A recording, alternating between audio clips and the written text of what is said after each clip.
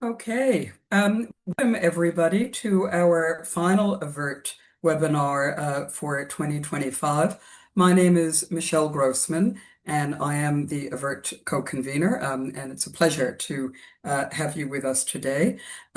Before we continue, I would like to acknowledge the elders and ancestors and custodians of the land on which we are all sited, wherever we may be. In my case, it is the land of the Wurundjeri people of the Kulin Nation, and I would like to pay my respects to elders past, present, and emerging, and also to note that sovereignty has never been ceded. It is my great pleasure today to welcome Rahel Kellich, who is a doctoral researcher in educational and religious science at Bielefeld University in Germany, and she's doing almost a co-tutel arrangement also with Free University Amsterdam in the Netherlands. Rahel's dissertation focuses on religious fundamentalism, especially Christian fundamentalism and extremism, and she explores the role of upbringing and education in democratic learning and the implications of civic education for democratic societies within these contexts. Her doctoral research is funded by the Heinrich Böll Foundation, and she also has some professional prevention experience around extremism, working in both Germany and Jordan. And as we know, Rachel will be speaking to us today about education in Christian fundamentalism, current developments, and challenges for civic education. Now, just before I hand over to Rachel, just a couple of house rules. So Rahel will speak for approximately 40 minutes. We'll then have plenty of time for Q&A, and we look forward to a lively discussion with Rahel. Your questions, please post those questions using the Q&A button at the bottom of your screen. Please do not use the chat because there are technical issues with that. So the Q&A button is the way to go. And with that, over to you, Rahel. Good day, everyone, and thanks for taking your time to join. And thanks for Michelle for the kind introduction and introducing myself. I think based on this, I'm just gonna jump into my presentation, which I'm gonna share now. One moment for this, please. Okay, there we go. As mentioned by Michelle, my PhD is to break it down about Christian fundamentalism and the influence it has on children and adolescents. And I focus in there mainly on the ones that grew up in these communities, but this just for a side note. And today I therefore want to theoretically explore with you the German fundamentalist landscape and educational challenges emerging from this, and this especially in regard to civic education. To give the term Christian fundamentalist a bit of everyday groundings, I've brought some pictures with me that you've probably seen in this or a similar way before. On the left-hand side, we see a picture from a so-called megachurch event, which I took when I visited Hillsong's church a few weeks ago in Sydney. On the right-hand side, we see a quite stereotypical sign from a San Francisco pro-life rally. And in the middle of the picture, a German right-wing student association, so-called Burschenschaft, which attends a similar demonstration in Cologne 2 years ago. The banner they hold is saying in German, praying and acting to stop the sin of abortion. It really works. As well, you may have come across the term purity ball or purity culture. This is especially, through not exclusively, widespread in the United States. Young girls promise to remain sexually abstinent until marriage in front of God and most of the time their fathers. Or on the right-hand side, you see like an Instagram screenshot about the rapture. Some people were expecting this to happen last September. Mainly some fundamentalist Christian all over the world were waiting on this day for the return of Jesus. And some of them even gave away their house and their belongings beforehand in expectation of going to heaven. So we might think this is just a small amount of people following these beliefs. So here are a few more numbers to give you a sense of scale. If we look at the United States, and we do that often as there is much wider research on the topic than in many other countries, and use evangelicals as kind of a proxy group, we see that they make up to about 21% of the population. And their political influence is quite significant. Around 81% of white evangelicals voted for Trump in 2016, and more than 80% again in 2024. For Germany, the numbers are a little bit or much smaller. Estimates range between 3 and 6%, but it's important to note that the data is very limited at this point, as there are no official membership lists, and many young people participate in these communities without any formal affiliation. So the question, why should we care? Because even relatively small groups, but potentially growing with a view to Germany, can have a strong cultural, political, and social impact. And understanding this dynamics is crucial. As I mentioned, first, we still have very little research about Christian fundamentalism in Germany and Europe more broadly, even though we can already observe strong fundamentalist movements in Eastern Europe, especially in countries like Poland or Hungary. Second, there are almost no studies on how fundamentalism and education intersect. This is a pretty blind spot. And third, all of this is highly relevant for civic education, because these dynamics directly affect how young people develop democratic skills and perspectives. So the two questions that arise for me at this point, I want to focus in this presentation, are first, how does Christian fundamentalism manifest itself in Germany? And also in this presentation, I will use Germany as an example and point of interest. But don't worry, as I know many non-Germans are listening, I am convinced that the findings can largely be transferred to other countries as Australia as well. My second focus is on, in this presentation, formulates in the question what pedagogical implications arise from this. But before we continue, I want to briefly clarify what I mean when I use the term fundamentalism. And I'm drawing here on the Big Fan definition proposed by Rick Peels, who happens to be my supervisor in 2023. And we need to define this, this word because one of the main challenges in this field is that there are many different attempts to define and categorize fundamentalism. For example, there is an ongoing debate about whether non-religious phenomena, such as, for example, market fundamentalism, should be also included in this fundamentalism definition. That's why making a clear analytical distinction from conservative religious movements is very important, because fundamentalism is not simply very conservative. It is based much more on three core pillars, which I will briefly explain. First, fundamentalism is reactionary.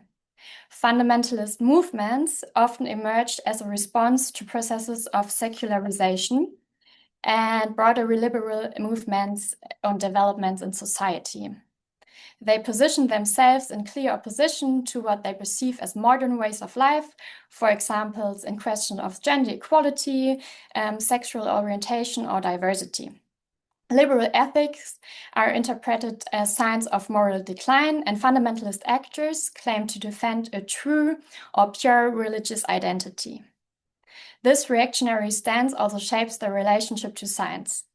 But not all fundamentalist groups reject science outright, but they resist scientific findings whenever these conflict with religious truth claims. We, for example, have the evolutionary or the Big Bang theory, as well as gender questions. This resistance is closely linked to a desire for certainty and control in a world which is as complex as it is. And second, we see that fundamentalism is modern. Although fundamentalist groups position themselves against liberal modernity, they often present themselves in a quite modern way. For example, through social media, contemporary worship formats, aesthetics, staging, and the use of mass cultural elements. Let's just think about some pop or techno hymns which made it into the worldwide charts in the last couple of years. This makes their messages highly accessible, especially for young people. At the same time, their worldview is shaped by a strong sense of infallibility, either grounded in sacred scriptures or also in charismatic leading persons. All of this can be kind of broken down to reducing complexity in a world perceived as uncertain. Clear rules, clear roles, and clear boundaries provide orientation. The third pillar of fundamentalism is based on a grand historical narrative. Fundamentalist worldviews are often structured through a strong cosmic dualism, a sharp division between good and evil, salvation and damnation, the chosen community, and the sinful outside world. This dualism forms a moral map that explains the entire world in absolute terms. This also produces a powerful dynamic of othering. Belonging is created by drawing clear boundaries between us and them, reinforcing the idea of being chosen and or protected group. These boundaries are often again maintained through rules around gender, sexuality, lifestyle, and even everyday behavior. Finally, fundamentalist movements frame their worldview in an apocalyptic narrative, imagining history as a battle between divine forces and evil, often pointing towards events like the rapture or Armageddon we saw it in the examples at the beginning. And yeah, I mean, such narratives provide clarity, but they also can restrict openness by framing the present as an existential struggle. The leaflet you can see on the right side was handed to me at a German train station a few months before I came to Australia, and I think it captures the core of fundamentalist meaning-making quite well. Was hält, wenn alles zerfällt means what holds when everything falls apart. And one important question at this point, and perhaps some of you were wondering about the numbers at the beginning, is how we can distinguish evangelical from fundamentalist movements, or if we even can do so. In the German context, they are often used as if they mean the same thing, but this is not very accurate. The boundaries between evangelical and fundamentalist groups are pretty blurry. Memberships, informal participation, and loose affiliations super often overlap, and this makes it difficult to draw clear lines. But the understanding I'm working with in this presentation is that fundamentalism can be seen as particularly radical form of evangelicalism. So all biblical literalists are evangelicals, but not all evangelicals are fundamentalist. A little bit complicated, but I think we can go with that. I focus on those cases where evangelical beliefs clearly overlap with core characteristics of fundamentalist worldviews. So now that we've done this, let's turn to the situation in Germany. And again, just a brief reminder, assessing the size and scope of Christian fundamentalism groups in Germany is extremely difficult. One major challenge is the lack of unified definition. A second challenge is structural. Many independent free churches and fundamentalist-leaning communities don't keep formal membership lists, which mean we have almost no reliable statistics on how many people are actually involved. And finally, as pointed out, the research landscape is thin. But nonetheless, to map the landscape, I therefore rely on several types of sources. First, I rely on academic publications and recent expert analysis from the past decade. Secondly, reports from specialized agencies and NGOs, such as Second Info NRW or Remit. And third, also on self-reported data from free church associations, always with caution, because these numbers cannot be independently verified. So, what do we actually know about fundamentalism in Germany? The short answer is the landscape is diverse, but we can still identify some clear structures. First, established churches and communities. A significant part of the fundamentalist and evangelical spectrum consists of long-standing free church traditions. Many of these communities are organized in the Vereinigung Evangelischer Freikirchen, the VEF, which I will just use now, which reports about 280,000 members across 13 member churches and 2 guest churches. These mainly include Baptist, Methodist, and Brüdergemeinden, and their structures are kind of stable, often family-based, and their public engagement tends to remain mostly within their own community boundaries. But in recent years, we also see more overlaps with conservative political actors, for example, through shared activism about reproductive rights or also gender. If we look beyond the VEF, Germany's free church landscape is estimated to include hundreds of thousands of people. Ramit suggests that Freikirchlich or Pentecostal charismatic communities might total several 100,000 to over 1 million people. These numbers are very difficult to verify and collect. And third, we have Russian-German congregations. These, I'm not sure if you're familiar with the term, so I'm just going to explain it briefly. These communities make up another central part of the landscape, and many emerged after the arrival of so-called Russian Germans since the late 1980s and reflect patterns shaped by religious repression in the Soviet Union, withdrawal, strict moral codes, and strong boundary drawing. Estimates suggest that around 100,000 people were part of Russian-German free church communities in 2015, so already 10 years ago. These groups are often Mennonite, Baptistic, or Methodistic and can show features such as authoritarian views of God, literalist Bible interpretation, and apocalyptic, difficult word, expectations. But in addition to the more established groups, we also see a number of newer movements in Germany. These groups present themselves in a quite modern way through social media, contemporary worship formats, and quite polished aesthetics.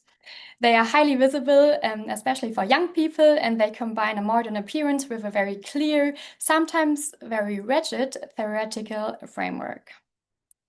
Influencers play an important role here, and digital spaces have become key environments for spreading fundamentalist ideas. So, overall, these new movements expand the landscape beyond the classic fundamentalist communities, and they do so in ways that are much more dynamic, network-based, and youth-orientated. At this point, the numbers are unfortunately still too inconclusive to be provided at this presentation. And the use of social media has really become a kind of a hallmark on these newer movements. In the last few years, especially so-called Christfluencers, I think all of you came across this term, have become increasingly popular and play a major role in spreading this message to young audience. We see examples such as Christfluencer Milliane on the left, who reaches several million views for her reels, or the Ballerina Farm account run by Hannah and Daniel Niemann, which has around 10 million followers. These new online actors also have a growing influence on religious authority and meaning-making. As a study of Zurich University shows, influencers become informal religious authority who shape beliefs, identity, and moral orientation, often far beyond the boundaries of traditional churches. Because many of these accounts operate independently from formal church structures, they are far more flexible and reach a much broader audience as well. They decide their own content, style, and mission strategy, which increases their visibility and also their influence. At the same time, these spaces can reinforce anti-feminist, anti-LGBTIQ, and anti-pluralist narratives, or even right narratives. And I think important, as I mentioned, the term right here is I use the term right or right wing to refer to everything located on the right of the liberal or conservative political and societal spectrum, more extreme forms included. So this also connects to the rise of tradwives or the tradwife lifestyle. And also probably this term is not new for you. These are mainly women who promote highly traditional gender roles, homemaking ideals, and submission to male authority as kind of a lifestyle brand. While the aesthetics is modern and aspirational, the underlying message is, of course, again, deeply conservative and often overlaps with fundamentalist worldviews. I now want to continue drawing pedagogical implications from these insights. And let me just clear out, when we talk about youth, we often think of a certain age or a biological stage of development, but in pedagogy it means something more. Youth is the phase of socialization in which young people develop autonomy, their ability to make their own judgments, to question things, and to position themselves in society. Adolescence is therefore marked by deep developmental changes.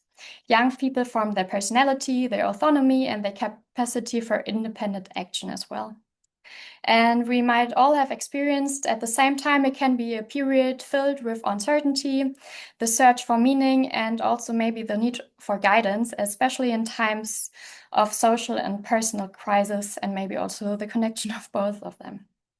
And this is exactly where fundamentalist groups can become attractive, because they offer clear rules, very simple explanations, strong opinions, and charismatic leaders. All of this mostly reduces complexity and can feel stabilizing at this vulnerable moment in life. And for some young people, this combination of clarity, structure, and mostly belonging becomes highly appealing. Oh, yes. Anyway, I want to focus. Wait one moment. So now I lost track. We are here. Yeah, sorry, I got lost in my presentation. As I said, I want to focus on 3 pedagogical levels, which I pointed out here, to make this more clear. First, the level of internationalization of fundamentalist messages, which we opened before. From a pedagogical perspective, social media has become a major space where young people pick up religious ideas. Influencers act as informal authorities, we pointed this out before, shaping beliefs and identity in ways that often stay invisible to adults.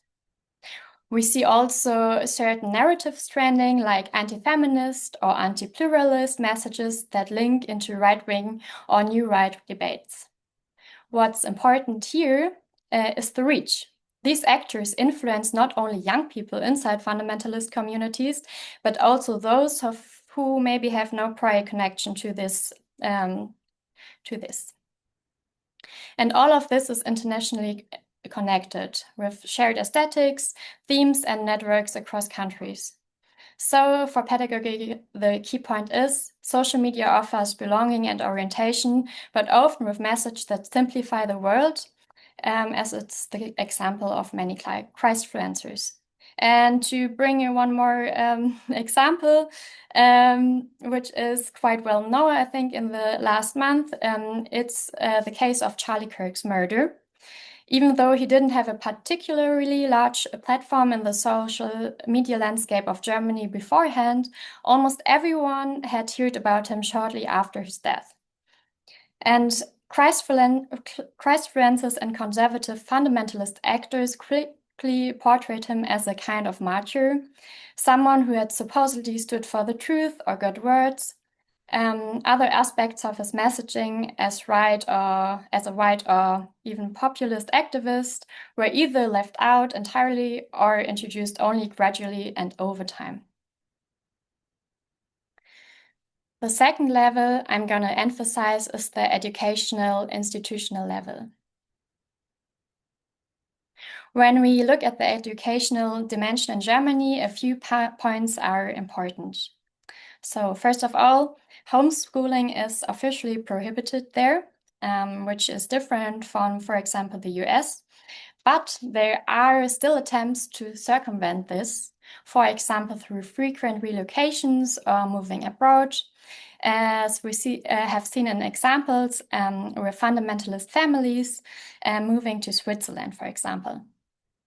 At the same time, there is a parallel education landscape run by evangelical actors.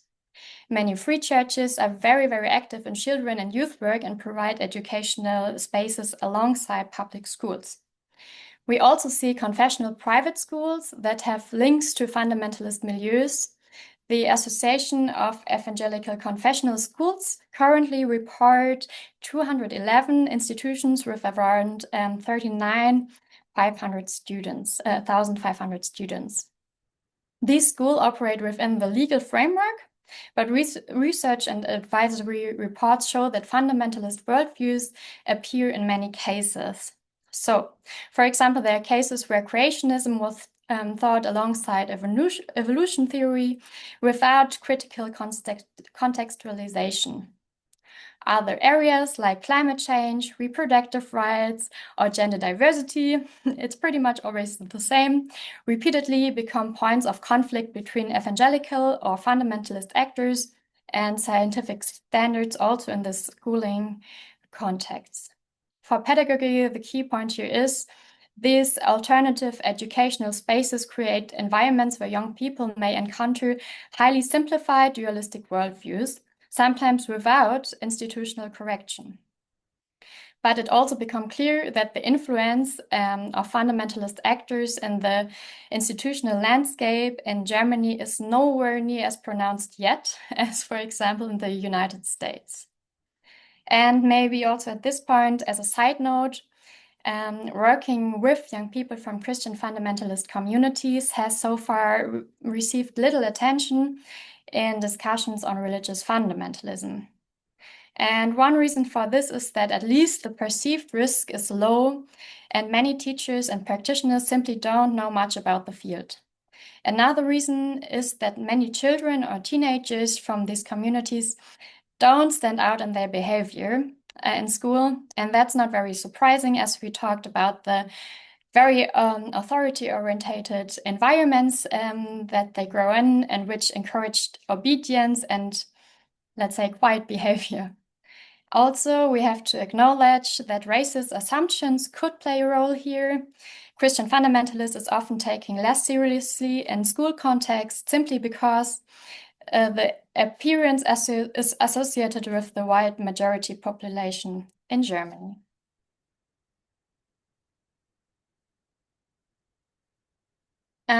But the level I focus in my dissertation most is the level of education and socialization, which we will come to now. I'm intentionally trying not to dive too deeply into pedagogical debates, but I want to introduce three core tensions that are especially relevant from a pedagogical perspective, which I identified when I compared the foundation of civic education and fundamentalist education. Yes. Oh, there's light. First, strong religious authority versus autonomous spaces and agency. Young people need spaces that encourage their own voice rather than just unquestioned obedience. And also, just a side note, this phrases you see on the right-hand side are part of my master thesis, where I conducted interviews with people who grew up in Christian fundamentalist communities, but were not part of it any longer. In the interview, they reflected on their upbringing, especially regarding the topic of doubt or doubting. And the following statements, which they made in the interviews in 2023, can bring these connections down to a more everyday level. So, first, strong religious authority versus autonomous participation and agency. And the person said, once everything is answered, the world, all the things that other people say, just confirm what you thought anyway. Second, we have dualism and othering. versus engaging with diverse worldviews. Education needs to open perspectives and foster open-mindedness, not divide the world into us and them. Well, it was very exclusive. There was a very clear picture of man, woman, children in the family, how this has to be in a family, and obvious picture of how the ideal genders have to be as well. And third, we have a tension between scriptural literalism versus doubt, questioning and independent judgment, all of which are essential for democratic competence and critical thinking. Because if we don't doubt the circumstances we are living in, there is no way for critiquing and improving. There are just kind of such clear edges of what is the right decision or what is the right way and what is the wrong way. At this point, the question is, why is the focus on education and fundamentalist structures so important, especially for civic education? In general, because civic education relies on young people being able to understand democratic structures, to reflect and to question and to participate. And these are precisely the abilities that can be restricted within fundamentalist socialization context. The first point is the basic goal of civic education, to help children and adolescents to understand how democracy works and to develop the capacity for responsible participation.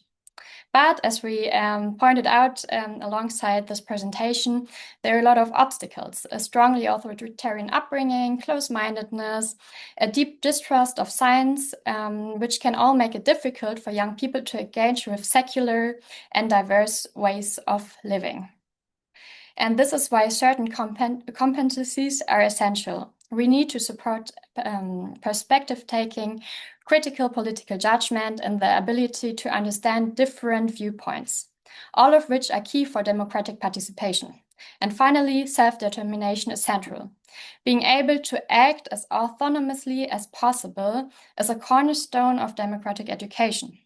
Young people need the space to form their own opinions, to question authority, and to participate meaningful in society. And this by no means suggests that the practice of religion as such cannot have a positive impact on the individual development of children and adolescents. It's the other way around, but the argument presented here refers just to fundamentalist settings. So, overall, how does Christian fundamentalism manifest itself in Germany? Two main structures are very visible in Germany despite limited data. First, there are classical fundamentalist communities, and secondly, there are lifestyle-orientated and more modern-appearing congregations, which open new resonance spaces for new people who can join. So fundamentalist messages gain expanded reach through social media and international networking, also allowing anti-pluralist narratives to influence youth beyond traditional communities. And there's the big focus on missionary work. The second question we talked about today was what pedagogical implications arise from this. And I hope this become a little bit more clear during the presentation. The highly authoritarian constructs we see in fundamentalist settings, like scriptural literalism, structures of othering and dualism, can hinder the development of autonomy, critical judgment, and engaging with the world. So civic education becomes likewise endangered and especially important wherever young people grew up in this environment. And what do we need now? Definitely, we need more quantitative research to map and statistically assess the landscape of Christian fundamentalism in Germany, but maybe also in other countries. Further research is also required on how institutional civic education can engage with children and adolescents from fundamentalist backgrounds and also support their democratic development in there. Future studies should focus on socialization and educational practice within fundamentalist communities. And especially the last point is something I plan also to address through qualitative research during my PhD project. So stay tuned, maybe a few more months. Yes. So If you have any questions or suggestions, questions you can drop in now, or maybe you did it before, but I would be very happy to hear from you. You can find my contact information down here. Just maybe drop a mail. And thanks a lot for your attention. And I hand over to Michelle. Thank you so much, Rahel. That was a really, really interesting presentation. For those of you who have joined us online, and I see that there are actually plenty of people here at this webinar today, please do put your questions now in the Q&A section, and Rahel will be happy to respond. But Rahel, while we're waiting for people to gather their thoughts, following your fascinating presentation, I have a couple of questions of my own that I would like to explore with you. So I guess the first one really is about some of the paradoxes that are highlighted by the research that you're doing. One of them is the issue of how democratic societies, where there is a clear separation between the church and the state, balance democratic pluralist values around religious freedom with issues around what you might call religious virtues or religious values, right? So, you talked about the fact that I'm thinking here of the work of somebody like Kasim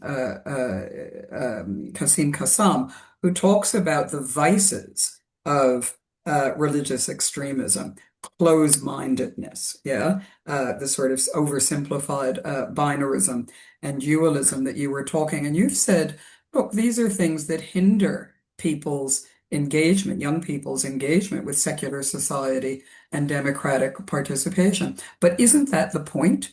To hinder them?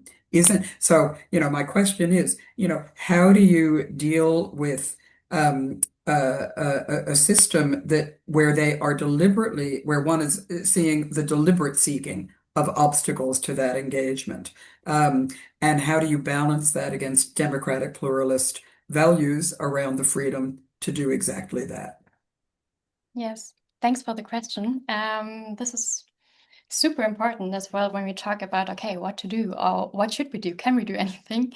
And I think there are many layers. The first layer is, as I mentioned, Germany is a different case than, for example, the US. I mean, in Germany, you have this school structure where students have to attend. So there is always, mainly always, hopefully, the possibility for teachers or practitioners to engage and like talk with students, just let them tell their life, what they believe in, and teachers or other students mainly can tell them, okay, what's their beliefs. So there's a little bit of, they exchange ideas, and students just get confronted to different ideas of life and how you can live life. And I think very important at this point is it's not about like educating people to be pluralist loving. I mean, I would like that, but that's not the point of civic education. The point is that they are able to choose for themselves what they call values in life are, what they want to do, and which morals they are following. And I think to choose, you have to be able to have different options you can choose from. Because if you grow up only with one option, which is sad, and you don't get other ideas, you will probably follow this option for all your life. So my goal with this is also to provide some basis that young people who grew up in Christian fundamentalist communities can have these options and can choose freely from these ones. Okay. Thank you, Rahel. Look, we've got several questions now. I'm going to vary the order only because the second question on the list here actually follows on so directly from what you were just saying about civic education. So this question asks you to expand a little bit more on what you actually mean by civics education, and how that sits within or is accepted by religious educational institutions, particularly given the secular orientation of civic education, focusing, on parliamentary democracy and so forth. So if you could expand a bit on what you mean by civic education, particularly in the German context, and its reception by religious educational institutions. Mhm. So, to put it very simple, with civic education, I mean the education students and young people are receiving to form their own, what I talked about before, to form their own mind, to choose freely, and for especially participate in a democratic society. And for this, you need to make decisions for your own. So, for example, that you can vote, that you on every level, and that you can just participate in society. So it changed also with people outside of your bubble. And as I understood the question right, and maybe I need to point out once more, I don't think religious education necessarily is is standing against this. I think there is a lot of religious education, which we also see. For example, I know that not in every country it's the same. In Germany, we have the subject in school, which is called religion. So there you get to know different religious beliefs, or how people practice religion. And I think this is also something which can lead to engagement with different worldviews and people and structures. So I think this can also be like a door for civic education, religious education. So I don't think it goes this way, but it more so goes hand in hand. So it's just like the fundamentalist education I talked about before is which can hinder this. Okay, great. Thank you. The next question is whether German Christian nationalism today, in the contemporary moment, is it more about AfD voters, in Saxony? Is it more about Protestant conservatives or Catholic traditionalists? Or indeed, is it about something completely different? Hmm. Yeah. So I would say, so just I'm not an expert in like nationalism in Germany and also right-wing nationalism, but what I saw in my research until now is that we have to divide. There's nationalism, which is not affiliated to religion or just uses religion or Christianity as a proxy, and also like yeah, more no, whatever, as a proxy. And then there are like religious or fundamentalism, or let's say the spectrum from religious conservatism to fundamentalism and extremisms, which go hand in hand very happily with nationalism and right-wing actors. We see there, I showed the picture before from the Burschenschaft. We have a few of them, which is mainly young males who are studying. Who are in these organizations, and they are mostly Catholic orientated, so very conservative Catholic point of view, and they mostly are very conservative to right wing, I would say. Then we have the evangelical and the fundamentalist landscape, and also there it's super diverse because some of them are not voting at all because they say democracy is not for us. God gives, or there's a verse in the Bible which says God gives rulers and takes them away. So they say it's in God's hand, we don't do anything about it. Then there are the more, the newer lifestyle orientated parts, which I talked before, which are a little bit more in exchange with conservative parties, also the AfD. When we look not in Germany, but for example in Australia, we saw Hillsong Church, like some leaders were visiting Donald Trump a few years ago. And I think you can see there very clearly how the connections are. I can't say now if this is opportunistic or just the politics they want to follow after, but I think this is very visible. And I think I don't know if how it's in different countries, but if you go to a pro-life demonstration in Germany, you can see this diverse landscape very directly because there are this Burschenschaften. There are super Christian fundamentalist persons who just walk with them, but which have a super different belief system, but they mingle there at this events, and so yeah, Yeah. what goes on. Good, thank you. Look, the next question, civics education, particularly in the way that you're defining it, emphasizing autonomy, independence, critical thinking.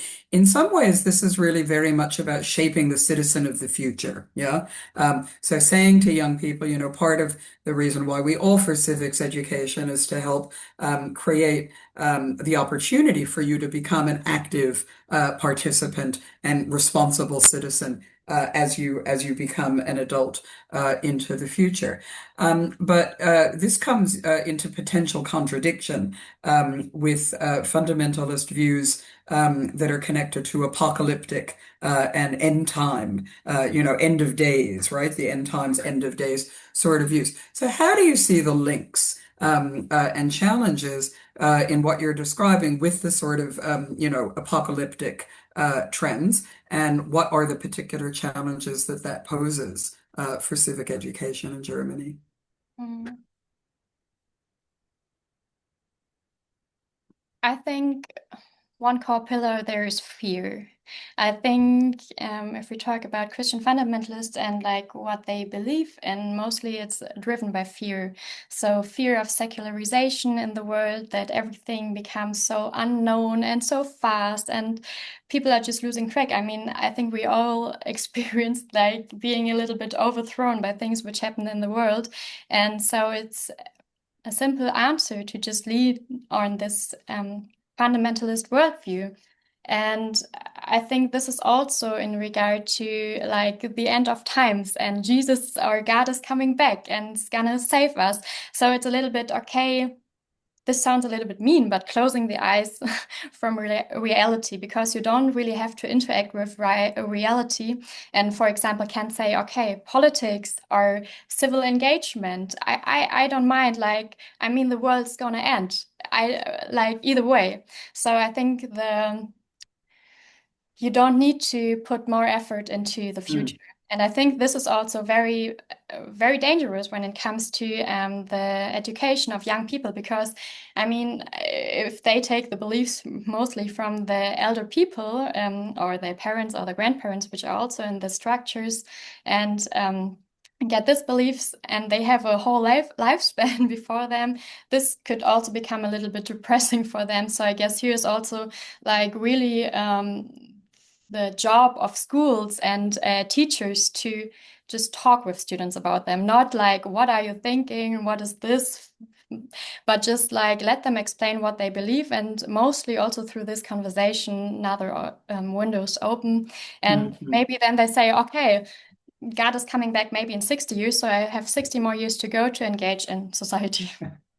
So thanks, Rahel. And look, you've just touched on something. Again, I'm going to jump around in the question order because you've touched on something that goes directly to the next question. So you mentioned, when young people take on or, inherit these views from elders within their community. So this question is, you focused there for a moment on the sort of intergenerational transmission within fundamentalist communities, like many other religious and indeed non-religious communities, around intergenerational influence. So this question is saying, look, if socialization, into religious views, including fundamentalist religious views, starts early and is influenced by parents and the immediate community of like-minded people. What is the potential of civic education to really shift the attitudes, or the beliefs? How does that work at the individual level? Indeed, does it go, beyond that to changing things, at a more meso social level? Mhm. Yeah. So also here maybe two things I want to highlight. The first thing is that we also see in the fundamentalist landscape that things are changing. So when there were people who stuck to like more old school traditional fundamentalist churches, I mean, they're not living in, like, even if you live in a bubble, you experience things from outside. Maybe your colleague hears some songs and you got more interested in rock music. But like the fundamentalist spectrum has many offers for this now. So mainly younger families and younger people switch from this conservative or like old school fundamentalist churches to newer fundamentalist churches. And these newer churches also have the potential to collect people who are not into the fundamentalist belief system now. So there's a change. And also, I think what was mentioned with civic education, what potential is there? When I conducted the interviews in 2023, nearly all persons I had interviews with at some point then said, when I asked, okay, what was the reason why you left the church or why you started doubting the whole thing? And all of them said, okay, for example, I was in school, I was talking with teachers. There were mainly like adults who just opened the door and talked to them without confronting them. And most of them, for example, were queer or did had other things which like um, uh, were not very accepted in fundamentalist communities. And these doors which were opened and people who talked to them, and also one woman, for example, told me, my teacher was gay and she lived it openly. And I think schools and education is not only this, what you write on the board. It's also like lived experience. I mean, there are the studies, I think they were conducted, the Hattie studies in Australia, that it's more about like the person who's teaching than the things that are taught. So I think civic education in this form opens a lot of pathways, also through pedagogic persons. And yeah, I think there is the connection. Thank you very much. We'll turn now to a question that asks you to comment a little further on something you raised in your presentation, which is about the international connectedness and connections of Christian fundamentalism. For example, between the US and Germany, or Germany and other parts of Europe. I mean, you also mentioned, for example, that Christian fundamentalism has had a kind of resurgence, particularly in Eastern Europe. I assume after the breakup of the Soviet Union. So if you could talk about these international connections a little bit more and how you see them playing out. Mhm. I guess you can just compare it with the internet. I don't know who of you have social media accounts or Instagram, because on my Instagram, mainly there's the international things I get dropped in my Instagram. And so I think we can't really separate anymore which belongs to which country, because I mean, also my timeline was flooded with um, stories about Charlie Kirk's murder, and now even like Erica Kirk's life history, and like how she's connected to right-wing politics and how all of this is going. So I think you can't really, if you're a young person, separate yourself from this internationalization. So I think even if you try to prevent it, you're getting mingled with that. And I think that makes it also appealing for Christfluencers, even if they talk in their native language. I mean, some of the Christfluencers I showed you before just talk German in their reels, but still they take international things like the murder of Charlie Kirk and just put it in their national context.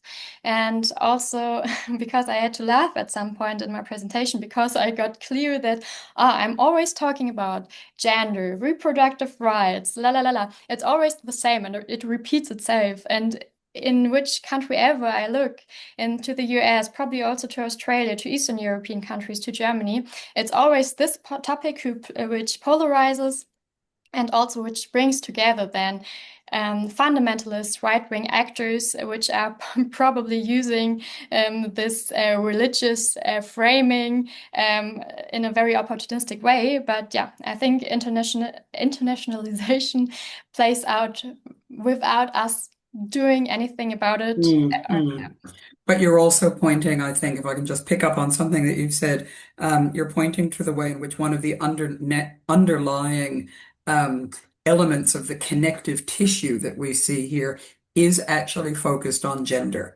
That no matter what country you look at, the things that are particularly, whether it's on social media or in other formats, that are creating particular kinds of heated debate, division, polarization, are actually things to do with people, with people's bodies, with their sexuality, with their reproductive rights, and so forth, which is very interesting, and fits well with some other work we've recently been hearing in various forums. So look, we've got time for this last question, and this is actually asking you to reflect on your own intellectual journey, which is basically, how did you end up studying Christian fundamentalism and its links to nationalism in Germany? So this person says, was there a wait, this is happening here moment, or did something else lead you down this path of exploration and inquiry? Mm-hmm. Yeah, that's an interesting question. I guess my interest in the research field of Christian fundamentalist appeared in the end of my bachelor's, I guess, because I had to write a paper about, or I wanted to write a paper about Islamism, and then I just looked into different kinds of religious fundamentalism or religious extremism, and I, like, in my free time, because I'm not sure, I'm super interested in this topic, I just compared, okay, what is there in the research area we can see, and there was like the research about Islamism, and especially Islamism in education started to grow at this point very quickly, but I couldn't find anything about Christian fundamentalism, or also the role of Christianity in this connection with right-wing, with nationalist structures. So I was a little bit confused, and also talked to my professors about, and they were, no, there is not a lot of research. So I couldn't really believe it. And then I try to jump myself into this research gap, which is also now slowly beginning to attract more researchers, which is super good, because I think we see a rise in these topics when we look to the US, but also in all other countries. I mean, Michelle, you mentioned it, like the patriarchal rise again, and this has or is all connected. So from there on, I started to research more. Great. Okay. Thank you, Rahel. Look, I'm afraid that we're out of time now. We've only got a couple of minutes left. So I'd like to thank you for a really terrific and insightful presentation. I think everybody learned a lot. I know I did. And you've raised some really important questions that people will probably be going away and thinking about more, including me. For those of you who are with us online, Rahel's presentation has been recorded and will be uploaded on the Avert website. So if you'd like to share the presentation with others who weren't able to make it live today, please feel free to do so. You can also follow us on the Avert Network on LinkedIn. You can subscribe to our new YouTube channel. This is the last webinar for 2025, as I said at the start, but of course we'll have a new program of webinars with more fascinating research and research presentations in 2026. You can join our mailing list to find out more about future events and webinars by going to avert.net.au. So Rahel, thank you once again for being with us and being so generous with your ideas and your time. Thank you to everybody who has joined us online. And on behalf of Avert, I'd like to wish everybody a very happy festive season wherever you are, and very best wishes for the new year. Thanks again. Bye now. Bye. Thank you.